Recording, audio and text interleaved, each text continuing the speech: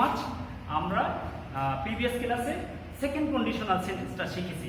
ফার্স্টে আমরা zero conditional শিখেছি, তারপরে ফার্স্ট কন্ডিশনাল শিখেছি, সেকেন্ড কন্ডিশনাল শিখছি। এখন আমরা শিখব থার্ড কন্ডিশনাল। থার্ড কন্ডিশনাল এভাবে হতে পারে, দেখো থার্ড কন্ডিশনাল শর্টকাট করে আমরা লিখলাম থার্ড কন্ডিশনাল। যেমন if you had come to school, if you had come to school, I would have come to school. Dear student follow করো, আমি এখন এই সেন্টেন্সটাকে বুঝাবো যে কিভাবে এটা থার্ড কন্ডিশনাল হবে। থার্ড কন্ডিশনাল অবশ্যই যুক্ত বাক্যটা পাস্ট পারফেক্ট হবে।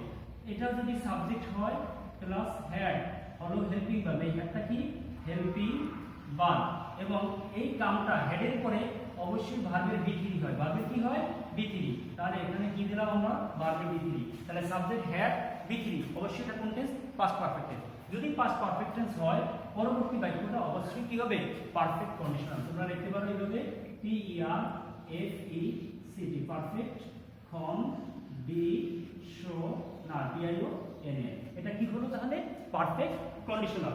এখন আমরা এই যে বাক্যটা লিখছি if you had come to school, এখন মজার ব্যাপার হচ্ছে পারফেক্ট কন্ডিশনালের ক্ষেত্রে আমি কতভাবে করতে পারি সেটা একটু দেখাই দিই আমি তোমাদেরকে। দেখো পারফেক্ট কন্ডিশনালটা তোমাদের যে এই জায়গাটায় কি আছে সাবজেক্ট, এটা কি সাবজেক্ট, এরপরে তুমি would have WOULD would have, এটার সাথে কি ভার্বের বি3 দিয়েছি আমরা, তারপরে SHOULD শুড হ্যাভ এরপরে কি দেব ভার্বের বি3, would have should have could have COULD could have, এরপরে কি দেব ভার্বের বি3, would have should have could have, might have MIGHT might have, এরপরে কি দেব ভার্বের বি3। যেমন এই যে আমি ভার্বের কি দিয়েছি বি3 দিয়েছি। তাই আমি আগেই তোমাদেরকে বলছিলাম কাম একটা জটিল ভার্ব, এর প্রেজেন্ট ফর্মও কাম, পাস্ট পার্টিসিপলও কাম। কিভাবে আমরা বুঝলাম এটা পাস্ট পার্টিসিপল?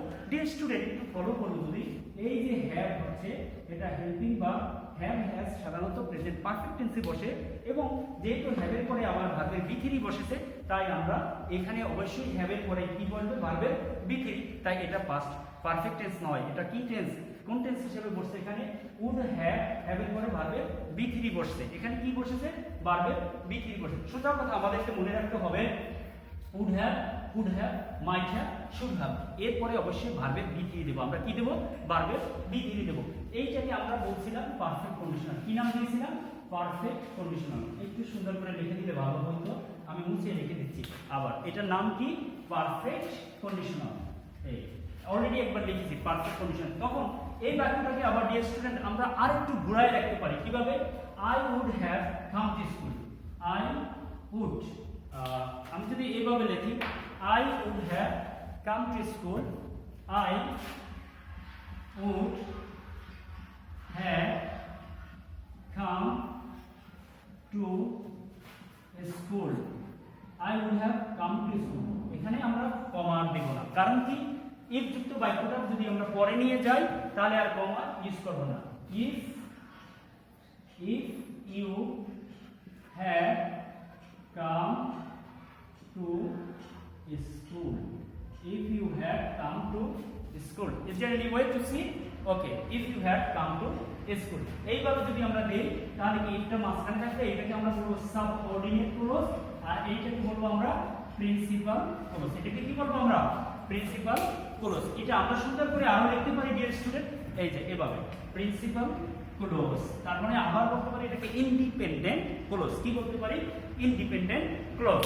ক্লজ মানে এটা একটা স্বাধীন বাক্য, তাই না, ইন্ডিপেন্ডেন্ট ক্লজ। এছাড়াও আমরা অনেক এক্সাম্পল দিতে পারি ডিয়ার স্টুডেন্ট। আমরা এটা বুঝে নিচ্ছি থার্ড কন্ডিশনালের আরো কিছু এক্সাম্পল দিয়ে তোমাদেরকে কন্ডিশনাল যুক্ত রিয়াল কন্ডিশনালের বাক্যগুলো সব শেষ করে দেব। এতক্ষণ যে আমরা আলোচনা করতেছিলাম এটা ছিল কি রিয়াল কন্ডিশনাল, PIONAL, এটা কি ছিল রিয়াল কন্ডিশনাল সেন্টেন্স। এতক্ষণ যে আলোচনা করতেছিলাম আমরা এটাকে রিয়াল কন্ডিশনাল সেন্টেন্স। আচ্ছা, আমরা থার্ড কন্ডিশনালে আর কয়েকটা বাক্য বলতে পারি, তাই না? থার্ড কন্ডিশনালে অবশ্যই আমাদের ফলো করতে হবে, অবশ্যই পাস্ট পারফেক্ট হতে হবে। সেন্টেন্সটা কি হতে হবে? Past perfect. আগে যে আমরা एग्जांपल দিয়েছিলাম ফার্স্ট কন্ডিশনালে, সেই কন্ডিশনালটা আমরা নিয়ে আসবো থার্ড কন্ডিশনালে। থার্ড কন্ডিশনালে if you had done the work, W-O-R-K, if you had done the work, I would have done the work. If you had done the work, I would have done the work. Dear student, একটু follow করো। if তোমরা অবশ্যই বলো নাই আমাকে, আমি শুধু only I লিখে রেখেছি, এখানে ইফ এফ দিতে হবে। এটা আলোচনা করে লিখতে হবে। এই ভুলগুলো তোমাকে ধরতে বলছিলাম যে আমি খুব দ্রুত লিখতে গিয়ে এটা ভুল করতে পারি। তাহলে কি হবে? ইফ। এই ইফটাকে আমরা বলতে পারি কন্ডিশনাল। এটা কি বলতে পারি? Close marker. এটাকে কি? Close marker. সিএম বলা যায়। এটাকে কি বলা যায়? CM, close marker. ইউটা হচ্ছে কি ডিয়ার স্টুডেন্ট? সাবজেক্ট। এটা কি? সাবজেক্ট। হ্যাডটা হচ্ছে হেল্পিং ভার্ব। ডানটা হচ্ছে কি? ভার্বের বি3। ভার্বের বি3 মানে কি? ভার্বের পাস্ট পার্টিসিপাল ফর্ম বিপিপি। এরপরে দা ওয়ার, এটা হলো কি? আমার সেন্টেন্সের অবজেক্ট। এটা কি? অবজেক্ট। আমি তোমাদেরকে বলছিলাম দা, এটাকে বলা হয় ডিটারমিনার। দাটা কি? ডিটারমিনার। আর ডিটারমিনারের পরে যদি যেই শব্দটাই থাকবে সেটা কি হয়ে যাবে? নাউন। ডিটারমিনারের পরে একটা শব্দ থাকবে সেটা কি হবে? নাউন। আমরা এটাকে বলতে পারি পার্টস অফ স্পিচ বা আর্টিকেল। কি বলতে পারি? পার্টস অফ স্পিচ বা article. It's a very interesting thing. দেখো আই, এটা হলো কি? সাবজেক্ট। উড হ্যাভ, এই যে would have, should have, could have, might have, এগুলো যেগুলো আছে সব তুমি নিয়ে আসবা। ডান যে, এটা ভার্বের বি3 দিব, এরপরে কি দিব? তুমি অবজেক্ট দিবা। তাহলে আমার কি হয়ে যাবে? Perfect conditional. এটা কি বলা হয়?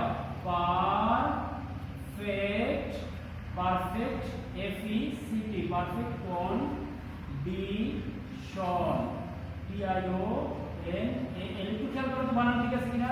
PRFECT, perfect conditional. বানান ঠিক আছে? CON DION TIONAL। Dear student, আমরা কি শিখলাম এখন?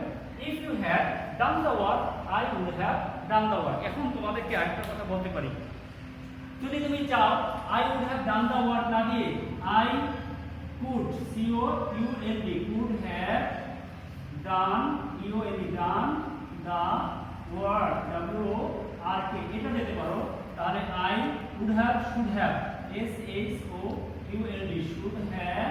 should have done, EON, done the work, WORK, এটা দিতে পারো। তোমার যা খুশি তাই, চারটা রুলের ভিতরে I would, should, could, might, I might, MIGHT, might have done, EON, done the work, WORK, এটাও দিতে পারো। তাহলে কয়টা রুল অ্যাপ্লাই করতে পারো তোমরা? চারটা। তাহলে would have, should have, could have, might have। এরপরে অবশ্যই তোমরা কি দেব? ভার্বের পাস্ট পার্টিসিপল দেব। ফ্ল্যাশব্যাক ডিয়ার স্টুডেন্ট, আবার একটু আমরা ফিরে আসি। এটা কি বলছিলাম আমরা? কন্ডিশনাল। এটা কি? কন্ডিশনাল। দেখো এই জায়গাটা, এটা আমরা পূরণ করি। কন্ডিশনাল। এটা কি? Conditional. Conditional. CONDITIONAL, conditional sentence, CNTENC। এই যে থার্ড কন্ডিশনাল, এটার নাম কি? Third conditional. থার্ড কন্ডিশনাল করতে হলে আমাকে কি করতে হবে? প্রথমে পাস্ট পারফেক্ট নিতে হবে, পরবর্তীতে পারফেক্ট কন্ডিশনাল। পারফেক্ট কন্ডিশনাল রুলটা কি? Subject, should have, would have, could have, might have এবং ভার্বের past participle form. Dear student, এটা যদি আমরা তোমাকে একটু চেঞ্জ করে দেখাই, দেখো তো একটু, তাহলে কেমন দেখা যায়? তার মানে প্রিন্সিপাল ক্লোজটাকে যদি আমি আগে নিয়ে আসি আর সাবঅর্ডিনেট ক্লোজটাকে যদি পরে নিয়ে দেই, এখানে আমার কি আছে বাক্যটার ভিতরে? এই বাক্যটা হচ্ছে টোটালটা সাবঅর্ডিনেট ক্লোজ, আর এটা হলো কি? Principal clause. আমি এই বাক্যটাকে আগে নিয়ে আসবো। I would have done the work, DON, done the work, WORK। এটা দেওয়ার পরে তোমরা দেবা if you had done the work, if you had done the work, WORK। তাহলে একটু খেয়াল করো, if যুক্ত বাক্যটাকে আমি এইটা হয়ে গেল এখন আমার, if যুক্ত বাক্যটা যখন এই পাশে নিয়ে আসছি, তখন এটা আমার কি হয়ে গেল সাবঅর্ডিনেট ক্লজ কি হয়ে গেল সাবঅর্ডিনেট ক্লজ আর এই পাশে যখন এই বাক্যটাকে নিয়ে আসছি এটা হয়ে গেল কি প্রিন্সিপাল ক্লজ তোমাকে বোঝাতে চাচ্ছিলাম এই পাঁচটা ছিল প্রিন্সিপাল ক্লজ এটা ছিল সাবঅর্ডিনেট ক্লজ দেখো আমার যে এই কমাটা ছিল এটা উঠে গেছে কমাটা কি করছে উঠে গেছে তখন কমা আর কেন দেওয়া দরকার নাই কারণ ইফ যুক্ত বাক্যটা পরে চলে গেছে এটা কি ক্লোজ মার্কার এটাকে তোমরা বলতে পারো সিএম কি বলতে পারো সিএম ক্লোজ marker CM এটা কি close marker okay dear student thank you so much you have given me a lot of time or huge time to understand you this conditional sentence is very important that's why if you don't know how to make a conditional sentence you have no way to get a good marks in English is a international language you must have to know the conditional sentence if you would like to get a good mark not only good mark but also get a plus in English.